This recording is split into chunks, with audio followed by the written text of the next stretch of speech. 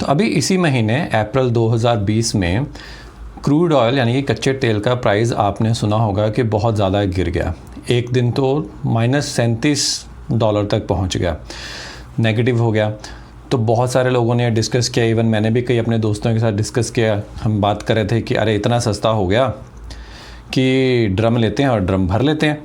तो बहुत लोगों ने सोचा कि ये तो बहुत, जो लोग तेल ख़रीदते हैं, सरकारें तेल ख़रीदती हैं, कंपनियां, उनको बहुत फ़ायदा हुआ होगा कि माइनस में उन्होंने तेल ख़रीदा। तो इसका ऐसा कुछ नहीं है कि किसी को इसका कुछ ख़ास फ़ायदा हुआ। वो सिर्फ एक टेक्निकली तेल इतना सस्ता हुआ था, और वो भी जो -$37 था वो कुछ घंटों के लिए हुआ था। उसके बाद में 1-1.5 दिन के लिए $2-4 पे रहा, और वापस से वो फिर $10-15 के ऊपर ट्रेड कर रहा है। तो पहली बात तो ये कि इतना सस्ता कैसे हुआ, और दूसरी चीज़ कि इसका फ़ायदा अगर हुआ भी थोड़ा बहुत तो किसको हुआ।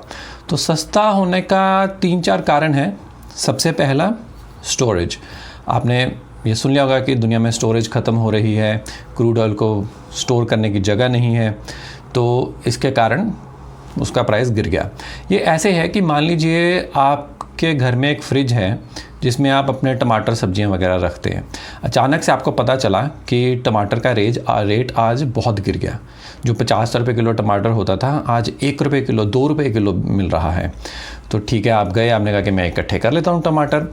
तो टमाटर तो ले आओगे आप, 50 किलो, 100 किलो, 200 किलो ले आओ, पर रखोगे कहाँ? अब बेड के नीचे थोड़ी टमाटर रखोगे, वहाँ तो सड़ जाएंगे पड़े पड़े। टमाटर तो फ्रिज में ही रखने पड़ेंगे ना, जो उसकी स्टोरेज है। तो ऐसे ही क्रूड ऑयल का है कि अगर आप कच्चा तेल ख़रीद भी लो, लेकिन स्टोरेज तो होनी चाहिए रखने के लिए। तो जो दुनिया में जो स्टोरेज है, इसलिए जब वो कम हो जाती है या भरने लग पड़ती है, तो प्राइस क्रूड ऑयल का या कच्चे तेल का गिर सकता है।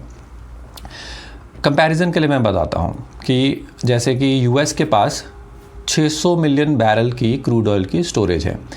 300-350 मिलियन बैरल हर समय भरा रहता है, बाकी कभी खाली होता है, कभी भरा रहता है। तो अगर मान लीजिए वो आज उन्होंने सोचा कि चलो अब तेल इतना सस्ता है तो थोड़ा और इसे भरते हैं, तो अगर वो 100 मिलियन बैरल और भी उसे भर लें, तो वहाँ पे आप कह सकते हो कि उन्हें थोड़ा बहुत फ़ायदा हुआ होगा उस तेल का, कि इतना सस्ता थोड़ा भर लेते हैं। अब हम इंडिया का अगर कंपैरिजन करें तो स्टोरेज में इंडिया की टोटल जो क्रूड ऑयल की स्टोरेज है 40 मिलियन बैरल है। तो यूएस की 600 मिलियन बैरल, इंडिया की 40 मिलियन बैरल। 40 में से आधी तो हमेशा भरी ही रहती है। ये 40 सरकारी और प्राइवेट मिला के है। तो बाकी जो बची 15, 16, 17 मिलियन बैरल अगर खाली भी है, तो वो per day India 4 million barrel crude oil का इंपोर्ट करता है, मंगवाता है, निर्यात जिसे हम कहते हैं। तो अगर वो डबल कर ले उसे, तो 3-4 दिन में अपनी जो स्टोरेज है भर सकता है। तो इतना ज़्यादा फ़ायदा हुआ नहीं इंडिया को, क्योंकि इतनी ज़्यादा स्टोरेज है नहीं। तो पहली तो ये स्टोरेज। दूसरी चीज़ है कि जो क्रूड ऑयल होता है वो अलग अलग टाइप का होता है। जैसे कि आप मंडी में जाओ या आप दुकान पे जाओ, स्टोर पे जाओ, तो आप जब टमाटर खरीदो, टमाटर भी तो कई टाइप के होते हैं, मोटा टमाटर, छोटा टमाटर, पतला टमाटर, लाल, पीला, नीला, तो उनके अलग अलग रेट हो सकते हैं। तो वैसे ही क्रूड ऑयल भी, कच्चा तेल भी अलग अलग टाइप का होता है। जिसका प्राइस -37 हुआ था और बाद में $1-2-4 पे था, वो WTI क्रूड था, जो मेनली यूएस में और कुछ हद तक कनाडा में इस्तेमाल होता है। वहाँ पे वो प्राइस गिरा था। जैसे कि ब्रेंट क्रूड है, जो यूरोप ज़्यादातर यूज़ करता है। तो जब ये वाला यूएस वाला WTI $1-2 में था, तो वो तो भी $20 पे था। ऐसे ही जो इंडिया क्रूड ऑयल यूज़ करता है, उसका नाम है इंडियन बास्केट, क्योंकि वो 2-4 अलग अलग देशों से आता है, तो मिला के हम उसे इंडियन बास्केट आप कह लीजिए उसे कहते हैं। तो वो अभी भी $20-22 के आसपास ही है। तो अगर वो प्राइस गिरा भी $1-2, तो वो इंडिया को फ़ायदा नहीं हुआ, यहाँ पे नहीं गिरा। यहाँ पे ये प्राइस उतना ही है, $20, जो कि $20 भी पिछले 3 महीने के हिसाब से बहुत कम है। $50-60 था, वहाँ से 20 पे आ गया, पर ये $1-2 पे यहाँ पे नहीं आया, और इसका गवर्नमेंट को या प्राइवेट कंपनीज़ को कुछ खास नहीं फ़ायदा हुआ। वो अभी भी ये जो $20 वाला प्राइस है उसी पे ख़रीद रहे हैं।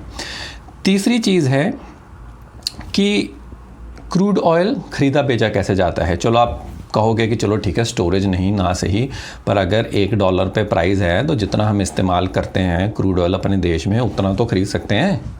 अगर मान लीजिए अगर बहुत सस्ता हो गया, तो ऐसा भी नहीं है, ये कोई ऐसी चीज़ नहीं है जो आप बाज़ार में गए और आपने कहा जी आज सस्ता हो गया, मुझे 2 किलो क्रूड ऑयल दे दो, या आज मैं 1 बोरी उठा के ले जाऊंगा।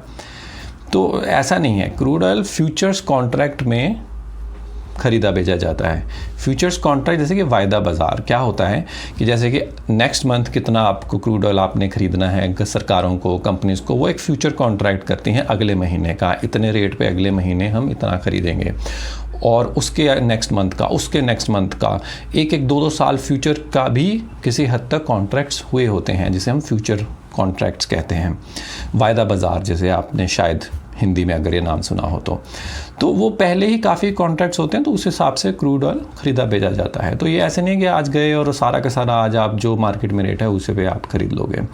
तो फ्यूचर्स कॉन्ट्रैक्ट के कारण, स्टोरेज के कारण और अलग अलग क्रूड ऑयल प्राइसेस के कारण, 3 बड़े कारणों के कारण आम दुनिया को या लोगों को इसका कुछ खास फ़ायदा हुआ नहीं। और अगर आप ये सोचो कि चलो यूएस को तो हुआ होगा, उसका तो $1 था 1 दिन के लिए, तो उनको भी ये जो, क्योंकि फ्यूचर्स कॉन्ट्रैक्ट जो होते हैं इसके कारण उनको भी कुछ खास फ़ायदा हुआ नहीं। तो फिर फ़ायदा हुआ किसको? तो इसमें क्या होता है कि कुछ लोग क्रूड ऑयल की ट्रेडिंग करते हैं, जैसे स्टॉक मार्केट में लोग ट्रेडिंग करते हैं। तो वो जो ट्रेडर्स हैं वो आप कह लो एक छोटी सी कम्युनिटी उनका एक वर्ग, उनका एक हिस्सा, जिनको शायद थोड़ा $2-4 बिलियन का फ़ायदा हुआ होगा, या बहुत सारों को तो नुकसान ही हुआ, क्योंकि पहले ही 10-15 का था तो उन्होंने सोचा कि ये तो बहुत सस्ता हो गया, उन्होंने बाय कर लिया ट्रेडिंग के लिए कि ये तो बढ़ेगा, तो वो पहले ही बाय कर रखा था उन्होंने, तो उल्टा ज़्यादातर को तो नुकसान ही हुआ। बाय करके फ़ायदा का तो छोड़ो, तो उनको भी कुछ खास इसका हुआ नहीं फ़ायदा। तब आगे क्या इतने पे रहेगा, कम होगा, बढ़ेगा, कब बढ़ेगा? तो ये फ़िलहाल तो यही जो एग्जिस्टिंग $20 है, यहीं प्लस माइनस $10-15 ऊपर नीचे रहेगा, क्योंकि दुनिया की डिमांड कम हो गई है, हम लोग घरों पे बैठ गए हैं। चलो सारे नहीं घरों पे बैठे हैं, पर फिर भी काफ़ी लोग घरों पे, डिमांड दुनिया में काफ़ी कम है, सप्लाई तो उतनी ही है।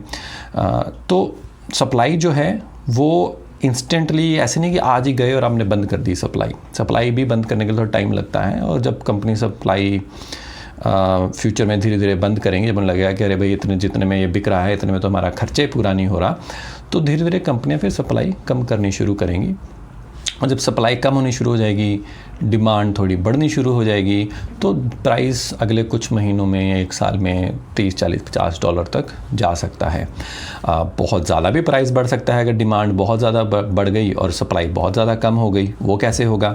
सप्लाई ऐसे कम हो सकती है कि कंपनियां बहुत डर गई कि भाई ये तो हमारा रेट नहीं मिल रहा, आगे भी कुछ नहीं होने वाला है, उन्होंने अपने कुएँ बंद करने शुरू कर दिए, तेल निकालना बंद शुरू कर दिया, तो सप्लाई कम होगी। और दूसरी तरफ ऐसे मौक़ों में जब रिसेशंस आते हैं, तो मंदी आती है, तो दुनिया की गवर्नमेंट से सोचती हैं कि हमें कुछ करना चाहिए ताकि लोगों को नौकरियां देनी हैं, लोगों को खुश रखना है।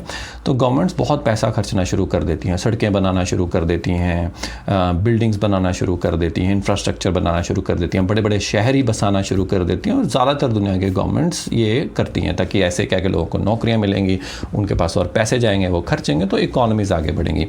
तो मान लीजिए ऐसे अगर डिमांड बहुत ज़्यादा बढ़नी शुरू होगी अगले 1-1.5 साल में, और सप्लाई जो कंपनीज़ ने कम कर दी, तो मिसमैच फिर से हो जाएगा। तो फिर से तेल का रेट आज हम डिस्कस कर रहे हैं कि $1-2 पे क्यों आया, हो सकता है 1 साल बाद, 1.5-2 साल बाद, या हम ये डिस्कस कर रहे हो कि अचानक से अब $100 पे कैसे चला गया, तो वो भी हो सकता है।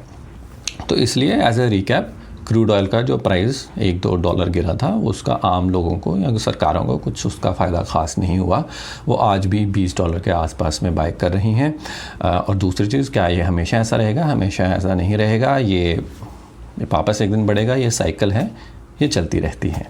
तो ये वीडियो अगर आपको पसंद आई, आपने कुछ इसमें से सीखा, तो अपने किसी दोस्त या परिवार के साथ भी शेयर कीजिए।